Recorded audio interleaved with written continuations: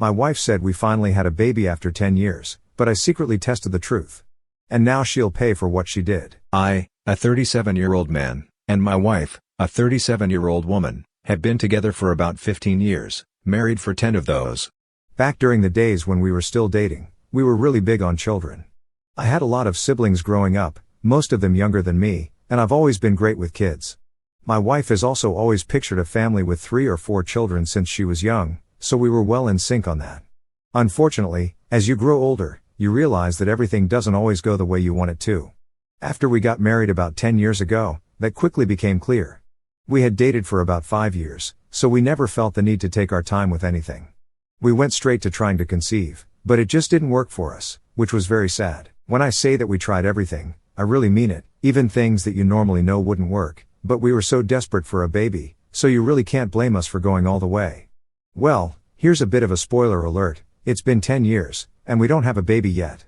That's a major part of what I'm writing this for, as you'll soon realize.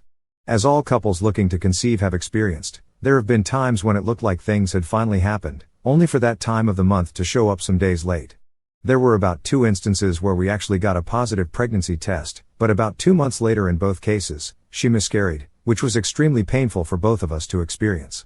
I know I'm talking a lot about things that have happened in the past, but I think it is very important for you to understand how important it was for both of us to have a child. Before you ask, we've been to several doctors. I've had my manhood tested more times than I'd like to admit, and yet, yes, my little swimmer's passed with flying colors. My wife has also had so many different medical tests done for her as well, and for the most part, the experts weren't able to determine why we might be unable to conceive. We've tried IVF as well, but that failed. We've considered adoption and surrogacy, but we might be a bit too old-fashioned for that, and those options likely won't expire for us, at least not anytime soon, so there really isn't a rush until we figure out that we truly can't have a child on our own. Also, it's important to realize how much we've gone through at the hands of relatives who both come from rather traditional families, which is likely why we're so big on kids. However, not being able to have our own children yet has backfired because, in traditional families like ours, children are almost a necessity, and without them, you've somehow failed at life. I blame very strong religious beliefs for that. My wife got most of the brunt from both sides of relatives, though I haven't been exempt myself, especially with male relatives liking to make dumb comments about how they've never seen a man from our family unable to put a baby in someone. Again, I've gone through all the tests a man can go through, and I really don't think I can be convinced any further that there's nothing wrong with me. Anyway, that's enough blabber, let me get to the actual story. My wife and I sleep with each other very frequently. It used to be because we were trying for a baby, but at a point, it just kind of became a habit, even after we got to a point where both of us seemed to mostly accept that it wasn't going to happen for us. On my side, though, I wanted to know that I tried my best to have a child of my own, so I wouldn't start to wonder whether I could have done more by the time I'm 80. So, since we do the deed so often, there's really no room for me to suspect foul play on the rare occasion that we think she's pregnant. This time around, she missed her period, and we started to get excited, but of course, we had to temper that excitement because we've gone a decade without any luck in the pregnancy department, so why would we put all our hopes on a missed period? However, after the next period was missed, my wife decided to do a pregnancy test, and lo and behold, it was positive. Honestly, I was ecstatic. Sure, there was a bit of doubt and apprehension that she'd miscarry like the other times, but I think that side was a lot less than I thought it would be. I felt like being very positive about it would help the chances of the pregnancy being seen through to the end, though, of course, 9 months is a very long time, but I had hope. Very thankfully, the pregnancy actually got to the 5-month mark, and I genuinely don't think I've ever been happier in my entire life because we had never had a pregnancy last that long before. Honestly, I had been hopeful, but there was a part of me that never imagined I'd see a pregnancy get to that point. My wife was so happy too, obviously, and I was glad to see her like that because she really got the worst part of the scrutiny from relatives, and this was like a big middle finger to all of them. In fact, I noticed that my wife's relatives were so much nicer to me than they ever were, and while it sucked that it seemed that part of their kindness was locked behind us having a baby, I was glad to have it regardless. Now, the part where I realized that something might have been wrong was when we were watching a local TV show, and there was a plot line about a woman who cheated on her husband and got pregnant with her lover's baby. This is a show that we watch quite a bit, but I noticed something was off when my wife said that she wanted to watch something else. She wasn't too pushy about it, and when I asked why she wasn't interested anymore, she put it on the pregnancy. A lot changes when a woman is pregnant, so honestly, I wasn't too suspicious about it. I eventually switched to another program, and she seemed to be more settled at that point, but for the rest of the night, she was acting odd, and I noticed her shooting me glances, but apart from that, I didn't dwell on it too much. I think it became evident that I had to figure things out when my wife and I were watching TV on another day, a few days after that. I remember it was a weekend, and the exact same episode of that show came on as a rerun. Her reaction was very similar. She suddenly didn't feel like watching it anymore. That was when I realized that I might have to get to the bottom of things. I asked her if she was okay, and she said that she was, again citing the pregnancy as the reason for her wanting to watch something else. That time around, I didn't notice any odd behavior, though maybe I simply wasn't as observant the second time. I was really overthinking things at that point. The day after, which was just a few days ago, I spoke to one of my good friends about the whole situation, and he was the one that made me see that it could potentially be a case of my wife feeling uncomfortable with what had happened in the TV episode because that's what she was guilty of. Honestly, it sounded very ridiculous to me, but the more he spoke, the more it started to make sense. The thing is, I didn't want to accept what he was saying because that would potentially mean that what is supposed to be the happiest moment of my life is about to turn into a whole case of treachery and infidelity, and I really don't know if I can deal with that. Honestly, I'll admit that part of me doesn't even want to dive into this to potentially find the answers because I'm afraid that what I find could devastate me, and after waiting for so long for a child, I'm not really sure whether I could take that if it were to happen. So, that's what brings me here. I've tried my best to drop all the details I can about the situation.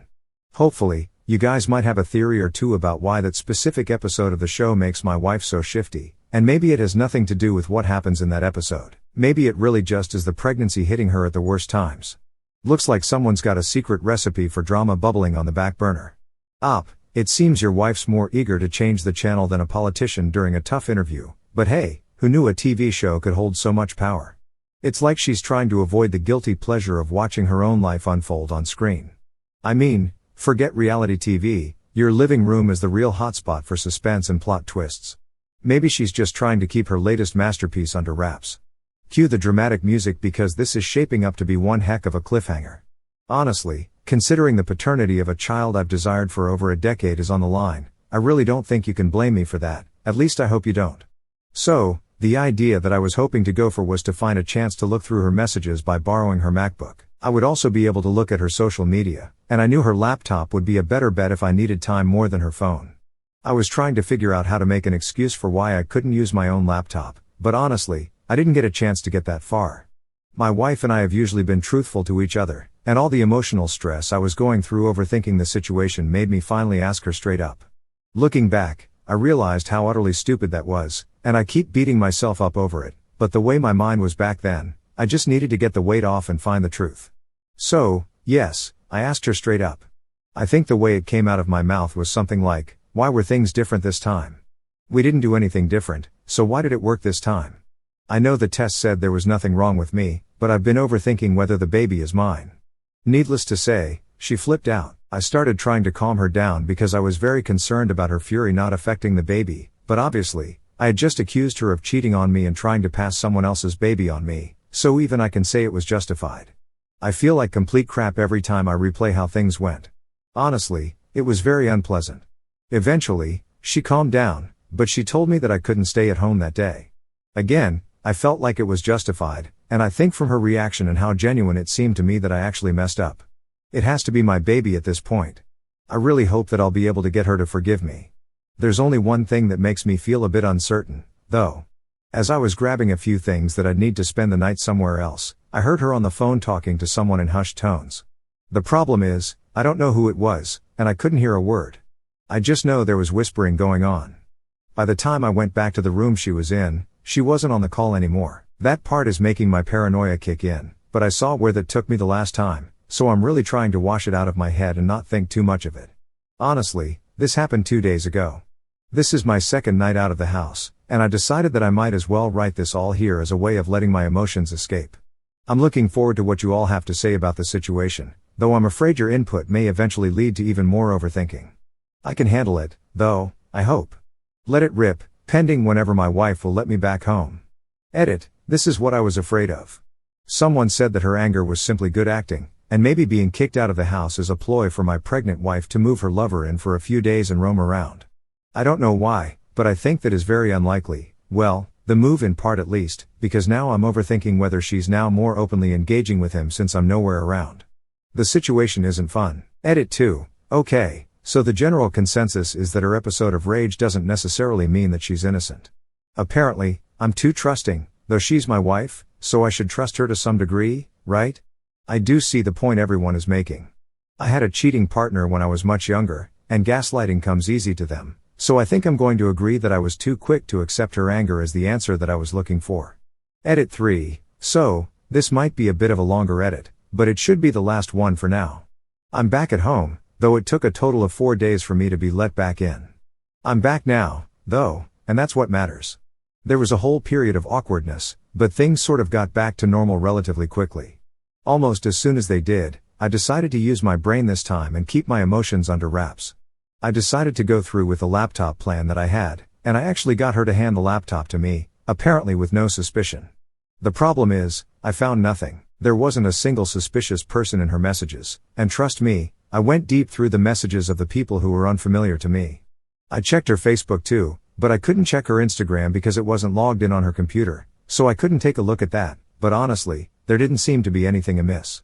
The only thing of note was that she seemed to talk quite often with a guy called Ryan, but I dug through her messages and found nothing even remotely inappropriate.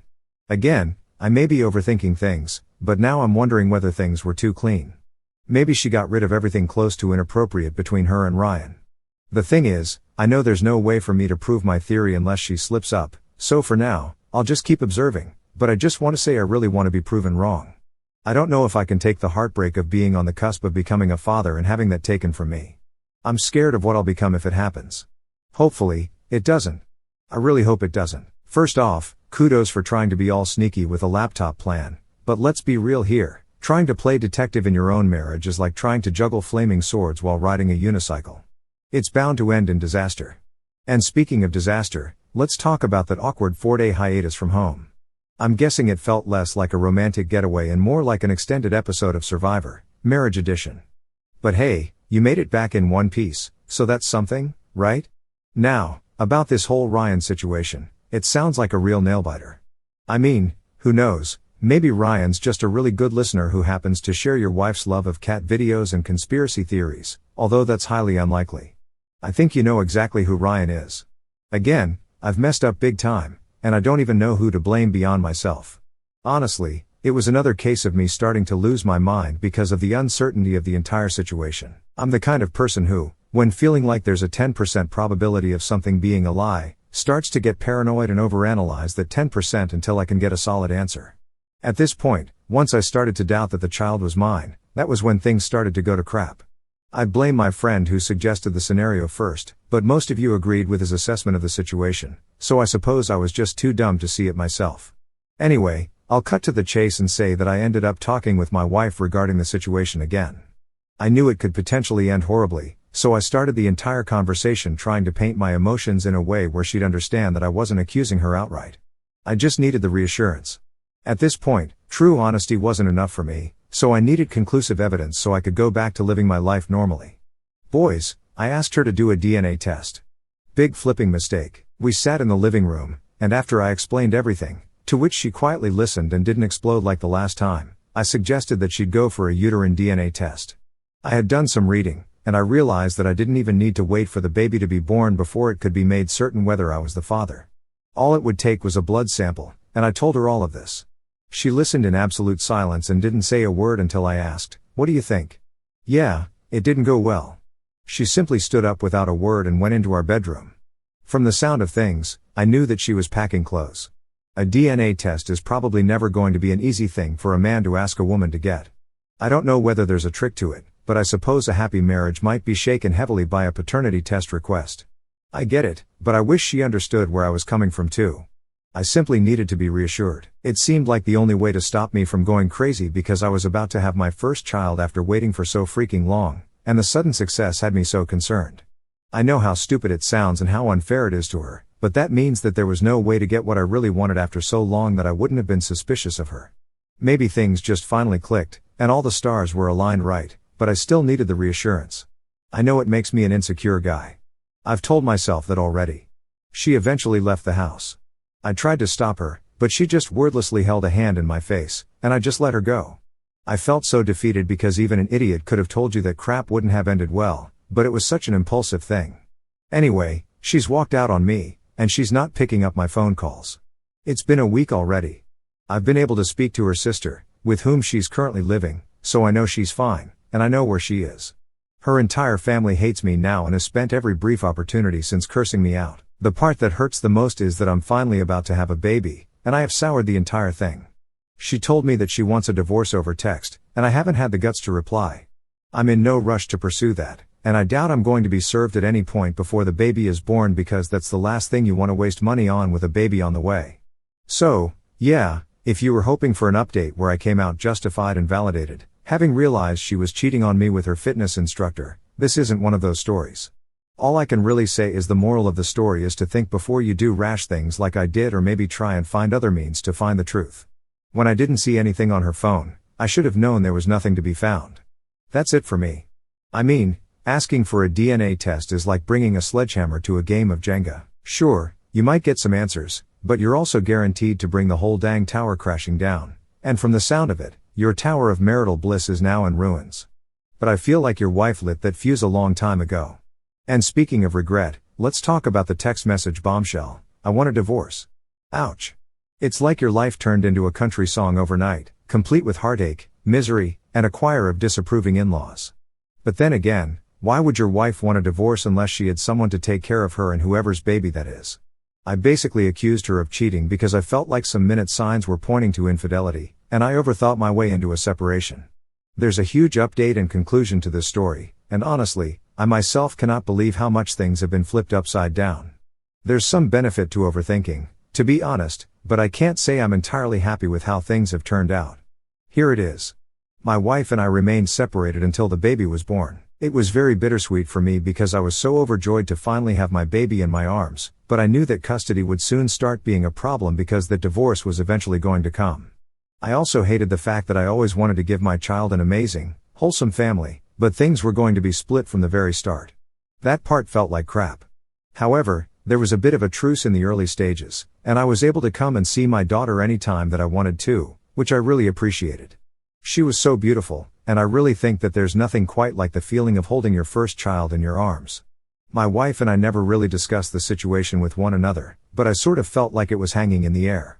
I guess it was going to come up eventually when the euphoria of our child wore off. I think it was when our child was about to turn 1 that she eventually served me with papers. Honestly, it came out of nowhere. The topic never came back up for discussion. It felt like she waited until a moment when I was feeling at peace and off guard before she hit me with that, and it was brutal. I don't know if I can express how much it hurts to know that you won't be in the life of a child that you desired so badly as much as you want to be in that child's life. Imagine needing to fight over holidays and weekends and all that kind of crap. I was not looking forward to that at all, and I was imagining the effect that it was potentially going to have on my child at a point. Here's where things change up. I had taken a passive role in taking care of my daughter because simply setting foot in my sister-in-law's house, where my wife and my daughter were living, always had me being treated like a serial killer. Everyone was always so hostile towards me, and I felt like I deserved it, but it honestly was not easy for me to deal with at all.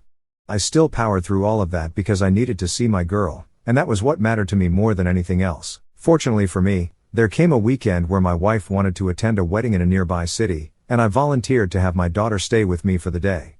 She fought against it pretty hard, but since her sister would be going to the same wedding, they knew it was convenient to keep her with me. I wasn't going to kidnap her or do anything rash, so they eventually gave in to my request. This was the first time I had been left alone for an extended period of time with my daughter, and as I looked at her, all my overthinking came back to me.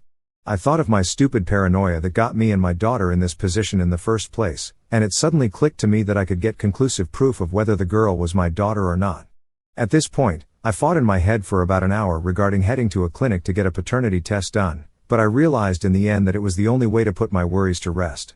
I got in the car and headed straight to the clinic. When I got there, they made it clear that the results that I would be getting would be merely informational. It wouldn't be legally admissible, but that was fine by me. I was simply using the results to put my own head to rest.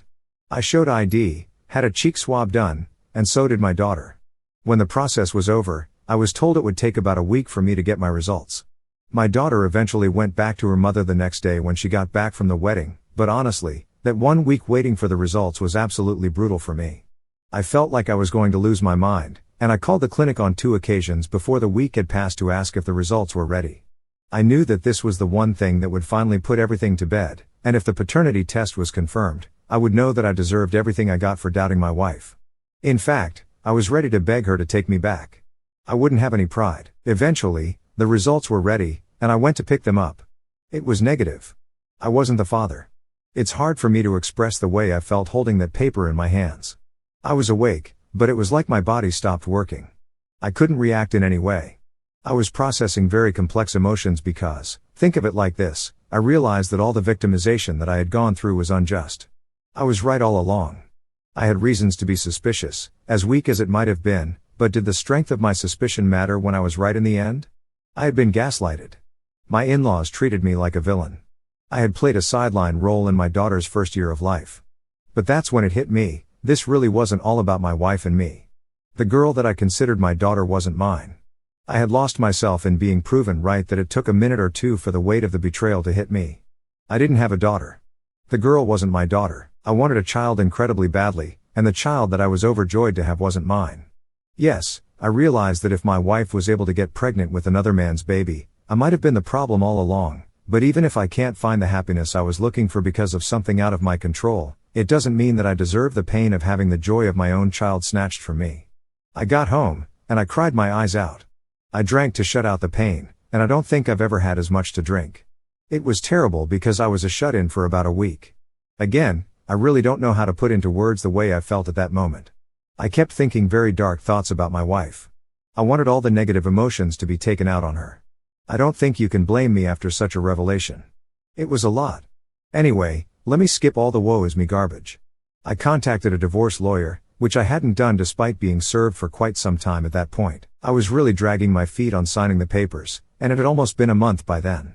I decided to get serious, though, because all I could really do was vindicate myself regarding the girl I had thought was my daughter. I really didn't know how to proceed. Should I remain in her life? I had fallen in love with her, and while many of you might say there's no point in raising another man's child, it really is easier said than done. When it was time to get into this entire divorce song and dance, I already knew things weren't going to be easy. My wife and her lawyer must have thought they'd be going in to present me as an insecure man who accused his wife of cheating multiple times, but they had no idea that I had something up my sleeve. My lawyer submitted a petition to the court for a legal paternity test to be done, and I saw my wife freeze on hearing that. Her face will forever be frozen in my mind, and it made me incredibly happy to see that, especially when my lawyer gave a little hint that an informational test might have been done prior to lead to this request. The look my wife gave me was like she wanted to leap across the table and throttle me. All I could do in that moment was smile at her because I felt like I had won. To be honest, I was in the kind of situation where I couldn't truly win, but this was the best I could get. Her lawyer tried to fight the request, but only so much because if you're so confident that you weren't sleeping around, there wouldn't be any reason to so vehemently fight a paternity test request. She gave her consent, and so did I, and eventually, our daughter was taken for a sample to be collected, and another sample was taken for me at an accredited facility. Needless to say, it was the same. I wasn't the father. It hurt almost as much as the first time because I had secretly hoped that the test was going to show something different. She literally could not meet my eyes after that point. After everything, all the gaslighting, I was made to feel like a crappy partner for accusing her of infidelity, and maybe I am for that, but I was clearly very right. The entire divorce was to follow up on her gaslighting and probably to cover up her tracks. Well, it was going to come anyway with this revelation, so I guess the head start didn't hurt. There were more than enough text messages from me showing how she had nearly made me lose my mind, calling me crazy and insulting me for accusing her of such. I had the texts from all of my in-laws too.